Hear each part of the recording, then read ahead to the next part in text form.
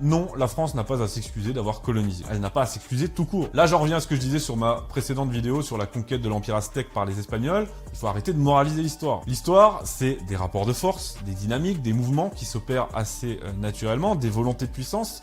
Il faut la regarder, encore une fois, d'un œil sec. D'autant plus quand on n'a pas à rougir, comme c'est le cas ici. Toutes les civilisations ont colonisé ou ont esclavagisé. Quand elles en avaient les moyens, évidemment. À partir de là, on fait quoi?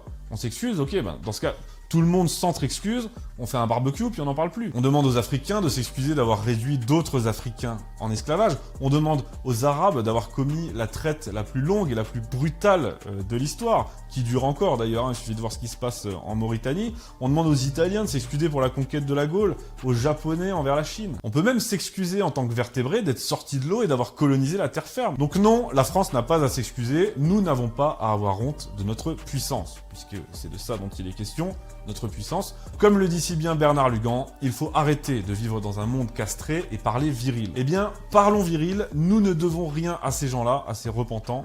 Ne soyons pas, nous aussi, colonisables. Soyons fiers de notre histoire, de ce que nous sommes, de notre grandeur, puis laissons les pleurnichards chialer.